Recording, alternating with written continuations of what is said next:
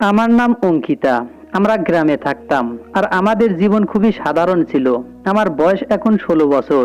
3 মাস আগেই আমার বাবা আমাদেরকে ছেড়ে এই দুনিয়া থেকে চলে গেছেন। বাবার মৃত্যুর পরে আমাদের বাড়ির অবস্থা খুব খারাপ হয়ে যায়। তাই আমার মা বাধ্য হয়ে গ্রামের প্রধানের বাড়িতে কাজ করতে শুরু করে। কিন্তু সেখানে কাজ শুরু করার পরেই আমার মা কিছু অদ্ভুত অদ্ভুত কাণ্ড করতে শুরু করে, যাতে আমার মনে হচ্ছে যে আমার মা আমার কাছে কিছু একটা লুকাচ্ছে। একদিন রেগে আমি মায়ের কাছে অনেক কিছু ডিমান্ড করি। আমি জানতাম আমার কোনো ইচ্ছাই পূরণ করার ক্ষমতা আমার মায়ের নেই, কেননা আমরা খুব গরিব, আর গরিবের স্বপ্ন এত সহজে পূরণ হয় না। কিন্তু পরের দিন সকালে যেটা হলো সেটা দেখে আমার চোখ ছানাবড়া হয়ে গেল। আমি দেখলাম আমার ঘরে সেই সমস্ত জিনিস রাখা আছে যেগুলো আমি মায়ের কাছে ডিমান্ড করেছিলাম। কিন্তু আমার মা এই সমস্ত কিছু কোথায় পেল? সে তো লোকের বাড়িতে কাজ করে। প্রধানের বাড়িতে কাজ করার পর থেকেই আমার মায়ের হাবভাব বদলাতে শুরু করে। একদিন আমি সব কিছু জানার জন্য তার পিছন নেওয়ার চেষ্টা করলাম, কিন্তু সে আমাকে দেখতে পেয়ে যায়। এরপরে মা আমাকে এমন একটা কথা বলল যেটা শুনে আমি নিজের কানকে বিশ্বাস করতে পারছিলাম না। মনে হচ্ছিল আমি কোনো স্বপ্ন দেখছি। কেননা মা আমাকে বলেছিল যে আমার বাবা কবিরাজ ছিল। তার জীবিত অবস্থায় আমাদের জীবন খুব সুন্দরভাবেই চলছিল, কেননা দূর দূরান্ত থেকে চিকিৎসা করাতে লোকজন আমার বাবার কাছে আসতো। সেই সময় আমাদের কাছে কোনো জিনিসেরই কোনো অভাব ছিল না। তারপরে একদিন হঠাৎ আমার বাবা অসুস্থ হয়ে পড়ে। সে এতটা অসুস্থ হয়ে পড়ে যে তার চিকিৎসা করাতে করাতে আমাদের জমা করা সমস্ত টাকা পয়সা শেষ হয়ে যায়। এমনকি আমাদের আত্মীয় স্বজনও যতটা সম্ভব আমাদের সাহায্য করেছিল। তারপরেও বাবাকে বাঁচানো গেল না। মা আমাকে বাইরে কোনো কাজ করতে দিল না। আর আমার ভাই এখনো খুব ছোট। আমরা না খেয়ে মরতে বসেছিলাম। দেখে মা খুব টেনশনে পড়ে যায়। বাড়ির অবস্থা কিছুটা ঠিক করার জন্য আমার মা লোকেদের বাড়িতে কাজ করা শুরু করে দেয়। 2-3 বাড়িতে কাজ করে মা খুব ক্লান্ত হয়ে বাড়িতে ফিরত।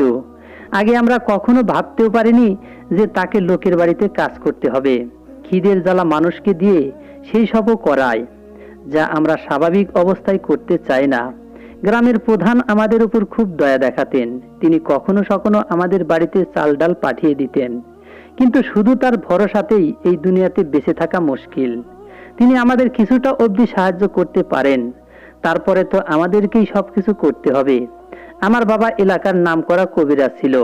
বাবা যখন জীবিত ছিল তখন আমার মা তাকে ঔষধ বানাতে সাহায্য করত। বাবার সাথে ঔষধ বানাতে বানাতে মাও অনেক কিছু শিখে গিয়েছিল। কিন্তু বাবার মৃত্যুর পরে মা একদমই ভেঙে পড়ে। পরিবারের সমস্ত দায়িত্ব তার কাঁধে এসে পড়ে। একটা অদ্ভুত ব্যাপার এটাই যে আমার বাবার অসুস্থ হওয়ার পরে কিছু লোক আমার বাবার উপর বদনাম দিচ্ছিল যে সে ভুলভাল ঔষধ বানিয়ে লোকদের চিকিৎসা করে। কেননা কিছু লোক আমাদের দোকান বন্ধ করতে চাইতো, যেটা একেবারে গ্রামের বাজারের উপরে ছিল। অনেকেই ওই দোকানটা কিনতে চাইতো, কিন্তু বাবা সুস্থ অবস্থায় ওই দোকানটি কোনো মতেই বিক্রি করেনি। কিন্তু বাবা যখন অসুস্থ হয়ে পড়ে তখন বাধ্য হয়ে তাকে সেই দোকানটি বিক্রি করতে হয়। আর দোকান বিক্রি করে যে টাকা পাওয়া গিয়েছিল সেটাও বাবার চিকিৎসায় খরচ হয়ে যায়। এত কিছু করার পরেও আমার বাবাকে বাঁচাতে পারেনি।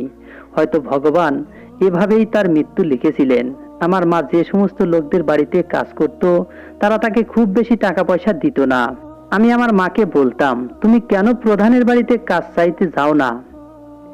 সেখানে কাজ করলে তো তুমি বেশি টাকা পাবে। আমার মা বলতো যে প্রধানের বাড়িতে তো আগে থেকেই অনেক চাকর আঁকড়ে আছে। আমার মনে হয় না আমি সেখানে কোনো কাজ পাবো। আমি তাকে বললাম, তুমি সেখানে গিয়ে একবার কথা তো বলো, হতেও তো পারে তিনি তোমাকে কোনো কাজ দিলেন। প্রধানের 2 ছেলে আর তাদের 2 বউয়ের জন্য আলাদা আলাদা চাকরানি আছে। হয়তো তুমি সেখানে অন্য কোনো কাজ পেয়ে গেলে। মা বলল, হ্যাঁ, একবার গিয়ে দেখতে হবে। আমার মা পরের দিনই প্রধানের বাড়িতে কাজ চাইতে গেল। আমার মায়ের বয়স 38 বছর, কিন্তু তিনি এখনো দেখতে খুব সুন্দরী আর তার গায়ের রং ফর্সা ছিল। এখনো যদি কেউ আমার মাকে দেখতো তাহলে বলতো, তুমি তো এখনো যুবতী, তুমি আরামসে একটা বিয়ে করে নিতে পারো। কিন্তু আমার মা আমাদের 2 ভাই বোনের জন্য দ্বিতীয় বিয়ে করেনি। ভগবানকে ধন্যবাদ দিলাম যখন আমি জানতে পারলাম যে আমার মা প্রধানের বাড়িতে সবার ঘর ঝাড়ু দেওয়ার কাজ পেয়ে গেছে। এই কাজ মায়ের জন্য তেমন কষ্টকর হবে না, তাই আমি খুব খুশি হয়েছিলাম। কেননা তাকে আর লোকের বাড়ি বাড়ি গিয়ে কাজ করতে হবে না। এখন তাকে শুধু প্রধানের বাড়িতেই কাজ করতে হবে, আর প্রধানের বাড়িতে কাজ করে মা অনেক টাকা বেতনও পাবে। যদিও মা লোকের বাড়িতে কাজ করবে, এটা আমার ভালো লাগতো না, কিন্তু আমি তেমন পড়াশোনা জানতাম না। যদি আমি পড়াশোনা জানতাম তাহলে হয়তো কোনো চাকরি করে সংসারে হাল ধরতে পারতাম। এদিকে আমার ভাইও খুব ছোট, ওর এখন খেলাধুলা করার বয়স, তাই আমি আমার মাকে বলেছিলাম যে আমিও লোকের বাড়িতে কাজ করব। কিন্তু আমার মা নিষেধ করে বলল যে তুই যদি লোকের বাড়িতে কাজ করতে যাস তাহলে তোর ছোট ভাইকে কে দেখে রাখবে। এই কারণে আমাকে বাড়িতেই থাকতে হতো। আর আমার মা প্রধানের বাড়িতে কাজ করতে যেতে লাগলো। একদিন আমার মা প্রধানের বাড়ি থেকে বাড়ি ফিরেই সারা বাড়িতে কিছু খুঁজতে লাগলো। আমি মাকে বললাম, মা তুমি কি খুঁজছো? এখনই তো কাজ থেকে ফিরলে, একটু সময় আরাম করো, তারপরে আমি তোমার জন্য খাবার রেডি করে দেই। কিন্তু মা বলল, তুই এখন যা, আমি পরে খাবার খাবো। তারপরে সে আবার কিছু খুঁজতে লেগে গেল। আমি সেখানে দাঁড়িয়ে দাঁড়িয়ে মাকে দেখছিলাম। তারপরে মা আমার দিকে তাকিয়ে বলল, তোর বাবার একটা পুরনো ডিব্বা ছিল, যখন তোর বাবা দোকান বিক্রি করেছিল তখন সেই ডিব্বাটা এখানেই রাখা ছিল, কিন্তু এখন কোথাও সেটা খুঁজে পাচ্ছি না। আমি বললাম, মা তুমি সেই পুরনো ডিব্বা দিয়ে কি করবে? মা বলতে লাগলো, ব্যাস আমার দরকার আছে, তুই আমাকে সেটা খুঁজতে সাহায্য কর। মাকে আমার খুব ব্যস্ত আর টেনশনে মনে হচ্ছিল। আমিও সেই ডিব্বা দেখে তো ছিলাম, কিন্তু কি জানি কোথায় আছে। সেটা লোহার একটা বড় ডিব্বা, তার ভিতরে আমার বাবার ওষুধ রাখা থাকতো। বাবা সেটা দোকান থেকে নিয়ে এসেছিল। কিছু সময় পরেই মা সেই ডিব্বাটা খুঁজে পেল, আর তাকে দেখে মনে হলো সে যেন খুব শান্তি পেয়েছে। কিন্তু মা আমাকে বলল না যে সে কেন এই ডিব্বাটাকে খুঁজছিল। তারপরে একদিন আমি তাকে একটা অদ্ভুত কাণ্ড করতে দেখলাম, যেটা দেখে আমি খুব অবাক হয়েছিলাম। এটা ঠিক যে বাবার মৃত্যুর পরে সংসারের সমস্ত দায়িত্ব মায়ের কাঁধের উপর পড়ে এসেছিল, আর লোকের বাড়িতে কাজ করার ফলে মা নিজের দিকে তেমন ধ্যান দিতে পারতো না। সেই কারণে দিন দিন তার গায়ের রং কালো হতে শুরু করে। একদিন আমার মা বলল যে আমাকে প্রধানের বাড়ি কাজ করতে যেতে হবে, তাই স্নানটা তাড়াতাড়ি সেরে আসি বলেই মা ঘরে ঢুকে গেল। মায়ের ঘরের দরজাটা ভাঙ্গা ছিল, তাই আমি যখন মায়ের ঘরের পাশ দিয়ে যাচ্ছিলাম তখন এটা দেখে আমি অবাক হয়ে গেলাম যে আমার মা আয়নার সামনে দাঁড়িয়ে মুখের উপর একটা অদ্ভুত ধরনের প্রলেপ লাগাচ্ছে। এরপরে সেই জিনিসটা নিজের হাতে পায়ে, কোমর আর গলায়ও লাগাচ্ছিল। আমি অবাক হয়ে গেলাম যে মা এটা কি করছে। আমি তাকে এই ব্যাপারে জিজ্ঞাসা করতে চাইছিলাম, কিন্তু আবার কিছু একটা ভেবে জিজ্ঞাসা করলাম না। কিছু সময় পরে সে বাথরুমে স্নান করতে চলে গেল।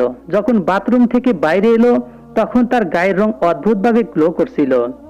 এরপরে মা রেডি হয়ে কাজে চলে গেল। পরের দিন থেকে আমি এটা দেখার অপেক্ষায় থাকলাম যে আমার মা নিজের হাত পায়ে আর মুখে এমন কিসের প্রলেপ লাগায়, আর হঠাৎ তার এটা লাগানোর প্রয়োজনই বা পড়লো কেন? আগে তো মা নিজের শরীরের কোনো যত্নই নিত না, তাহলে এখন তার এত যত্ন নেওয়ার কি দরকার পড়লো? কয়েকদিন ধরে আমি লক্ষ্য করে দেখলাম যে আমার মা প্রধানের বাড়ি যাওয়ার আগেই ওই প্রলেপটা নিজের মুখের উপর লাগিয়ে কিছুক্ষণ পরেই স্নান করতে যেত, আর তারপরে সেজেগুজে প্রধানের বাড়িতে চলে যেত।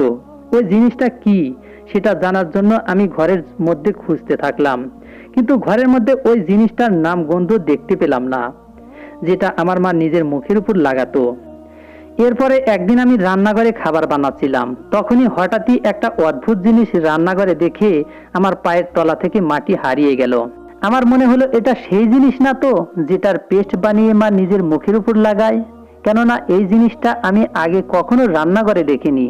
আর এটাও হতে পারে যে আগে এটার উপর নজর পড়েনি, কেননা এই তো কয়েকদিন হলো আমি রান্না করতে শিখেছি। রান্নাঘরে একমাত্র এই জিনিসটাই ছিল, যেটা খুবই অদ্ভুত। তাই এই জিনিসটা নিয়ে আমার সন্দেহ হতে লাগলো। আমি রান্নাঘরে বেশি কিছু না, বরং অনেকটা পরিমাণে ফিটকারি দেখতে পেলাম। একদিকে ফিটকারির কিছু টুকরো ছিল, আরেকদিকে ফিটকারির পাউডার বানানো ছিল। হয়তো আমার মা এই ফিটকারির পাউডার দিয়ে পেস্ট বানিয়ে নিজের মুখের উপর লাগায়, কিন্তু এই কাজটা সে সব সময় প্রধানের বাড়িতে যাওয়ার আগেই কেন করে? কেননা অন্য সময় কখনোই তাকে এই কাজটা করতে দেখিনি, আর মা সব সময় লুকিয়ে লুকিয়ে এই কাজটা করত। আমি তো ভাগ্যক্রমে দেখে নিয়েছিলাম, তাই জানতে পেরেছি, কিন্তু আমি এই জিনিসটা এখনো বুঝতে পারিনি। এরপরে বাড়িতে অন্য একটা অদ্ভুত ব্যাপার হতে শুরু করলো, যেটা আমার বোঝার ক্ষমতার বাইরে। একদিন মাকে ফলো করতে করতে আমি প্রধানের বাড়িতে চলে গিয়েছিলাম। আমার চেহারা এমন ছিল যাতে মনে হয় আমি এই বাড়ির চাকরানী। কেননা আমার কাছে পরার জন্য ভালো কোনো কাপড় ছিল না। বাড়ির অবস্থা খারাপ হওয়ার কারণে খাবারও ঠিকমতো জুটতো না।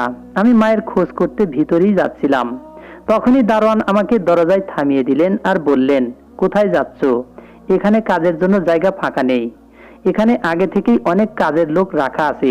আমি বললাম, আমি চাকর নই।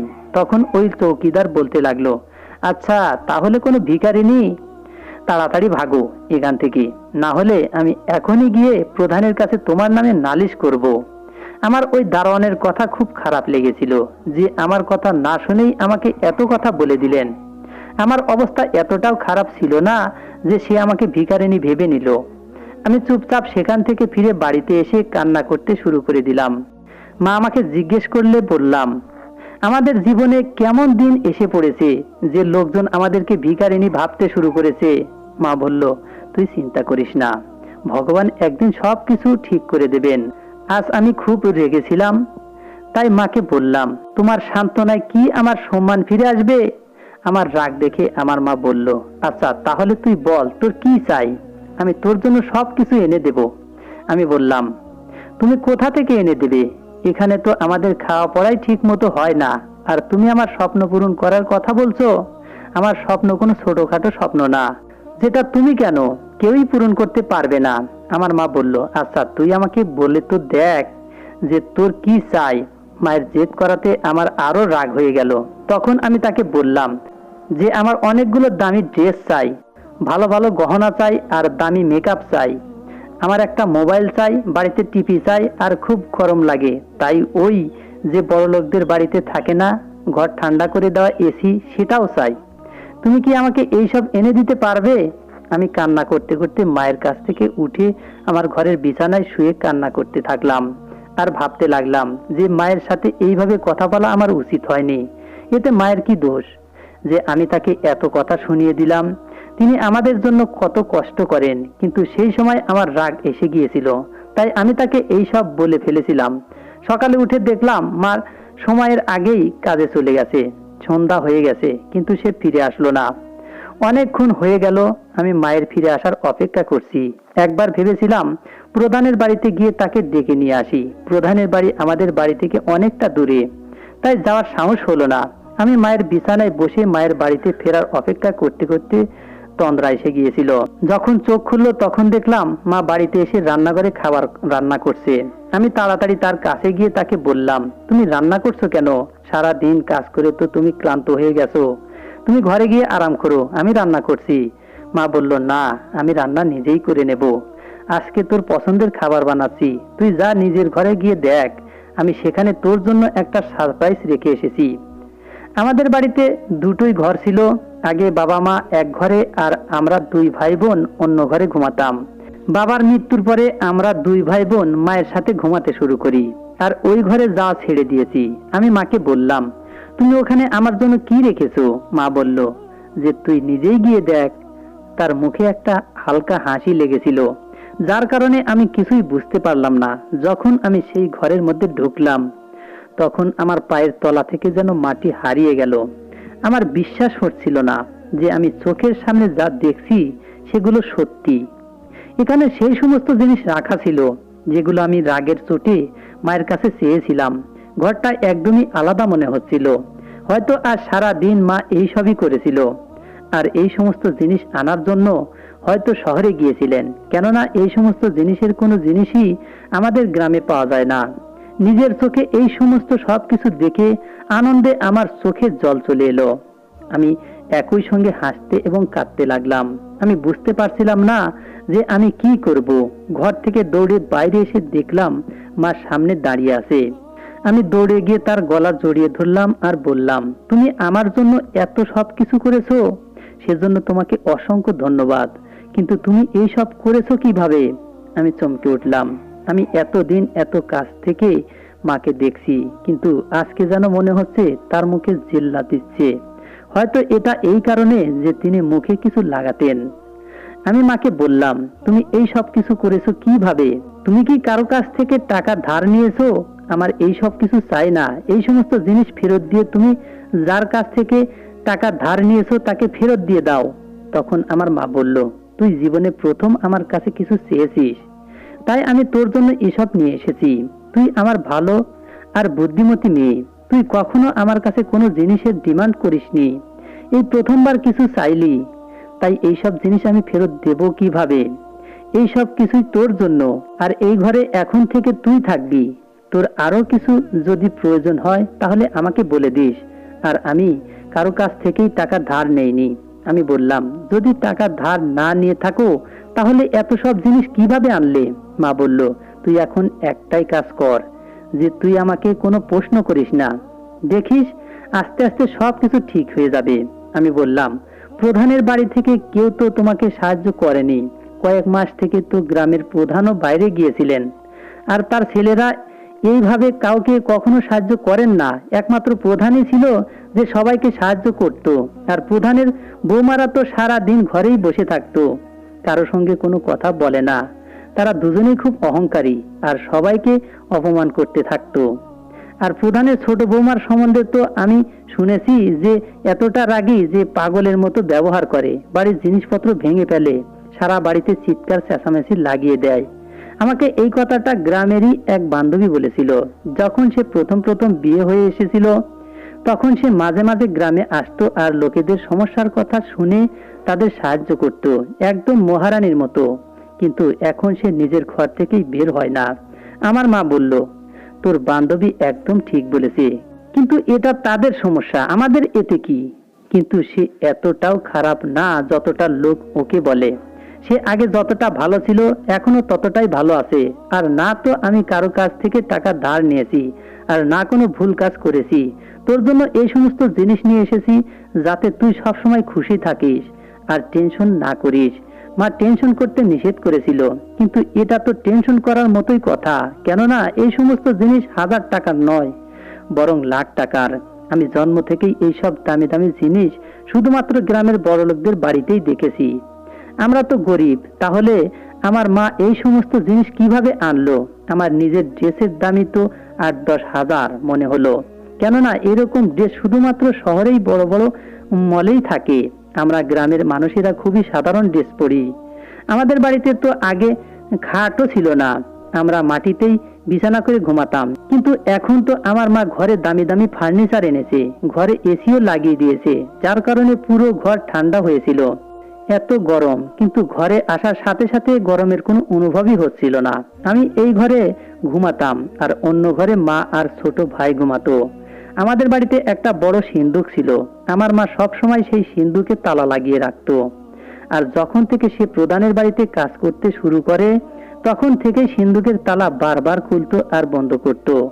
না জানি এই সিন্দুকের মধ্যে কি আছে। এই গ্রামে আমার পিসিমাও থাকতেন, যিনি আমার বাবা থেকে বড় ছিলেন। একদিন আমি তার সঙ্গে দেখা করতে তার বাড়িতে গেলাম। তিনি আমার মাকে ভালো মনে করতেন না, কিন্তু আমাদের দুই ভাই বোনকে ভালোবাসতেন। আমি পিসিমার বাড়িতে যাওয়ার সময় মায়ের আনা নতুন আর দামি ড্রেস পরেছিলাম, সাথে মেকআপও করেছিলাম, আর হাতে করে মোবাইল নিয়ে গিয়েছিলাম। আমাকে খুব সুন্দরী লাগছিল। সেখানে পিসিমার মেয়েও ছিল, সে আমাকে দেখে হতবাক হয়ে গিয়েছিল। পিসিমাও অবাক হয়ে গিয়েছিল। তিনি বললেন যে, এত ভালো আর সুন্দর ড্রেস তোর কাছে কোথা থেকে এলো? তোর মা মনে হয় কোথাও থেকে ভিক্ষা করে এনেছে। আমি বললাম, জি না পিসি, আমার মা শহরে গিয়ে দোকান থেকে কিনে এনেছে। আমি তাকে সবকিছু বলে দিলাম যে আমার মা আমার জন্য কি কি নিয়ে এসেছে। পিসিমা আর তার মেয়ে তো আমার কথা শুনে হতভম্ব হয়ে গেলেন, আর তাদের মুখ হা হয়ে গেল। যখন পিসিমার মেয়ে সেখান থেকে উঠে চলে গেল তখন পিসিমা আমাকে বললেন, দেখ তোর মা কোনো উল্টাপাল্টা কাজ করছে না তো? আমি বললাম, তুমি কি বলতে চাইছো পিসি? তুমি এ কেমন কথা বলছো? তখন পিসিমা বললেন, দেখ আমার ভাই এই দুনিয়াতে নেই, কিন্তু তোরা দুই ভাই বোন আমার ভাইয়ের একমাত্র চিহ্ন।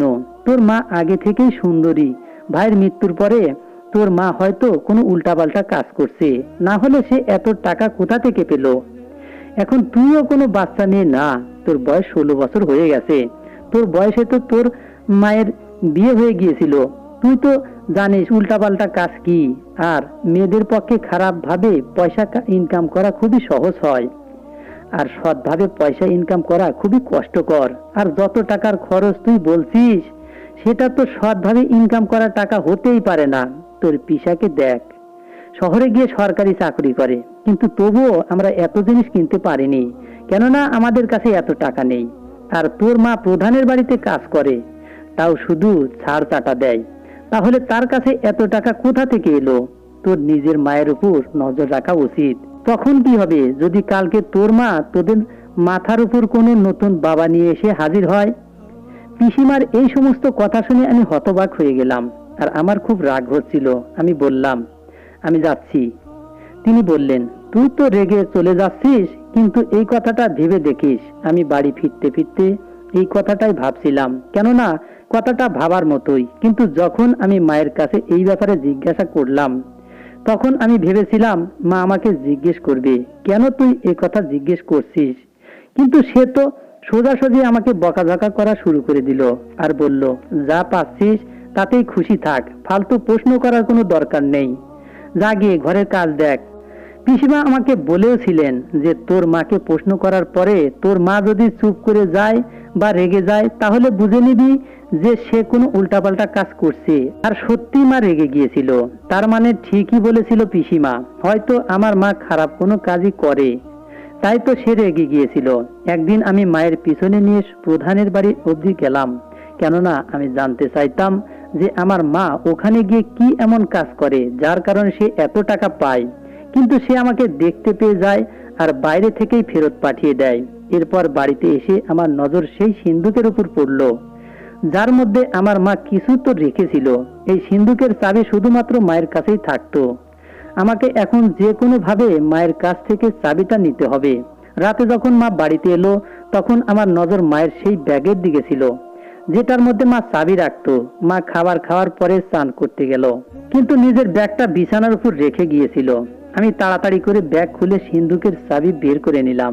যখন আমি চাবি দিয়ে সিন্দুকের তালা খুললাম, তখন এটা দেখে আমার মাথায় যেন আকাশ ভেঙে পড়ল, কারণ সিন্দুকের মধ্যে অন্য কিছু না, বরং টাকায় ভর্তি ছিল। মা তাড়াতাড়ি করে চান করে বাইরে বেরিয়ে এলো। আমিও তাড়াতাড়ি করে সিন্দুকের তালা লাগিয়ে দিলাম আর চাবি নিজের কাছেই রেখে দিলাম। কিছু সময় পরে মা ফ্রি হলে আমাকে কিছু জিনিস দেখিয়ে বলল, এগুলো আমি আমার জন্য নিয়ে এসেছি। মা আরো বলল, আমার কাপড়গুলো অনেক বেশি পুরনো হয়ে গিয়েছিল, তাই কিছু নতুন কাপড় নিয়ে এলাম। মায়ের কথা শুনে আমি খুব বেশি রেগে গিয়েছিলাম, তাই মাকে বললাম, আমি কেন দেখবো এই সমস্ত জিনিস? তুমি নিশ্চয়ই কিছু খারাপ কাজ করছো, সেই টাকা দিয়েই তো তুমি এইসব এনেছো। আমি এতটুকুই বলেছিলাম। তখনই মা হতবাক হয়ে গেল আর তার চোখ থেকে জল চলে এলো। তিনি বললেন, আমি খারাপ কিছুই করছি না। আমি বললাম, তাহলে এই সিন্দুকের মধ্যে কি আছে? বলেই আমি সিন্দুক খুলে ফেললাম আর বললাম, প্রধানের বাড়িতে ঝাড়ঝাঁটা দেওয়া মহিলাকে কে এত টাকা দেয়? আমার মা বললেন, চুপ করে যা, যদি আর কোনো কথা নিজের মুখ থেকে বের করিস তাহলে পরে তোকে পস্তাতে হবে। আমি তোকে সব কথা বলছি। তিনি বললেন, আমি প্রধানের বাড়িতে ঝাড়ঝাঁটা দেওয়ার কাজই করি, কিন্তু যখন আমি প্রধানের ছোট বৌমাকে দেখলাম তখন আমি অবাক হয়ে গিয়েছিলাম। সে খুব বেশি কালো রঙের ছিল।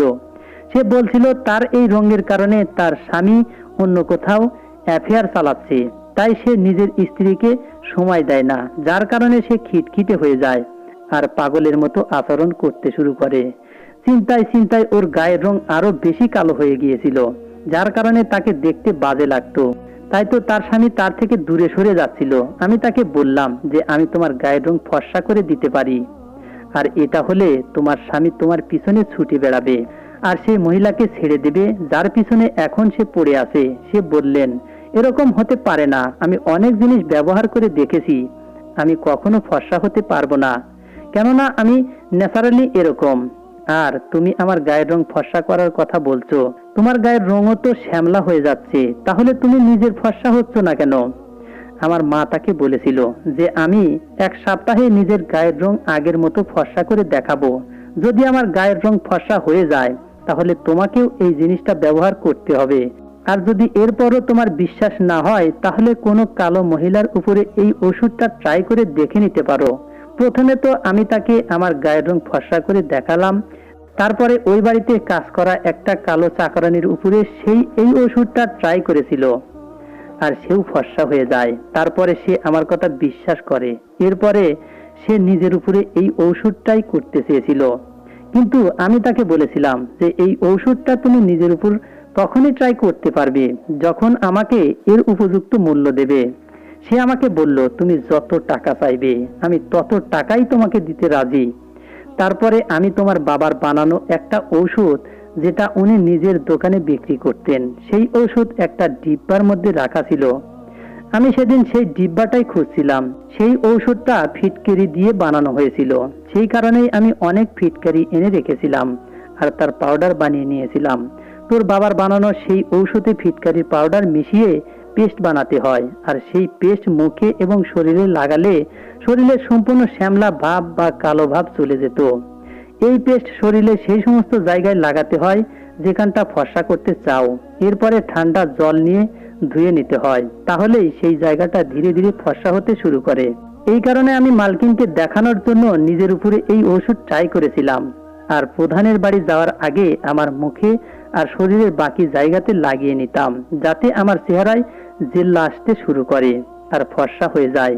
আর এখন আমার গায়ের রং আগের মতন নরমাল হয়ে গেছে, আর আমার মুখের বলিরেখাও হারিয়ে গেছে, যেগুলো তোর বাবার মৃত্যুর পরে আমার মুখের উপর তৈরি হয়েছিল। তোর বাবা একজন নামকরা কবিরাজ ছিল, আর তার কাছে এরকম অনেক ঔষধ ছিল যেগুলো শহরের বড় বড় ডাক্তারের কাছেও নেই। আমি তোর বাবার সাথে মিলে ঔষধ তৈরি করতাম, এই কারণে আমি এই ব্যাপারে জানি। এখন প্রধানের ছোট বৌমার গায়ের রং অনেক ফর্সা হয়ে গেছে, আর এখন তাকে অসুন্দর থেকে সুন্দরী লাগে, আর এই কারণে তিনি খুশি হয়ে আমাকে অনেক টাকা দেন। কিছু টাকা আমি আগেই নিয়ে নিয়েছিলাম, যেটা দিয়ে আমি তোর জন্য ওই সব জিনিস নিয়ে এসেছিলাম, আর বাকি সমস্ত টাকা এই 3 দিন আগেই আমি পেয়েছি। আমি প্রধানের ছোট বৌমাকে বলে দিয়েছি যে আমি আর তার বাড়িতে কাজ করব না, কেননা এখন আমার কাছে অনেক টাকা আছে। তিনি আমাকে বলেছেন যে তার স্বামীও এখন তার উপর ইন্টারেস্ট দেখাতে শুরু করেছে, কেননা তার গায়ের রং অনেকটা ফর্সা হয়ে গেছে। সে আমাকে বলেছে, তুমি এখন এখান থেকে চলে যাও, কেননা এই রহস্যটা রহস্যই থাকা চাই যে চাকরানির উপরে যে এই ঔষধ ট্রাই করেছিল তার মুখ বন্ধ করার জন্য সে তাকে টাকা পয়সা দিয়ে শহরে পাঠিয়ে দিয়েছে। সেও সেখান থেকে নিজের জীবন খুব সুন্দরভাবে কাটাচ্ছে। এখন ভগবানের দোয়ায় সবকিছু আমাদের আছে, তাই এখন আমার আর কাজ করার দরকার নেই। আমরা সেই টাকা দিয়ে গ্রামে একটা দোকান খুলবো, যেখানে শহর থেকে জিনিস এনে বিক্রি করব। আমি আমার মায়ের কাছে ক্ষমা চেয়েছি আর বলেছি, আমি পিসিমার কথা শুনে তোমাকে ভুল বুঝেছিলাম। আমার মা বলেছিল যে অন্য কাউকে সফল হতে দেখলে তারা খুশি হতে পারে না, বরং জ্বলতে থাকে। আমরা গ্রামেই একটা দোকান কিনে নিয়েছি, আর আমরা শহর থেকে জিনিসপত্র এনে এখানে বিক্রি করতে শুরু করে দিয়েছি। লোকজন আমাদের দোকান থেকে জিনিস কিনে নিত, কারণ শহরে যেতে আসতে তাদের অনেক টাকা আর সময় অপচয় হতো। এখন আমাদের জীবন খুব সুন্দরভাবে কাটছে। আমার এখন নিজের বাবাকে খুব মনে পড়ে, কেননা মৃত্যুর পরেও তার বলা এক ঔষধ আমাদের সবার জীবন বদলে দিয়েছে। বন্ধুরা, আশা করি গল্পটি তোমাদের ভালোই লেগেছে। যদি ভালো লেগে থাকে তাহলে গল্পটি লাইক এবং চ্যানেলটিকে সাবস্ক্রাইব করে দিও। বন্ধুরা, আমাদের এই গল্পটি যদি ভালো লেগে থাকে লাইক, কমেন্ট, শেয়ার ও সাবস্ক্রাইব করে আমাদের পাশেই থাকবেন। ধন্যবাদ সবাইকে, ভালো থাকবেন।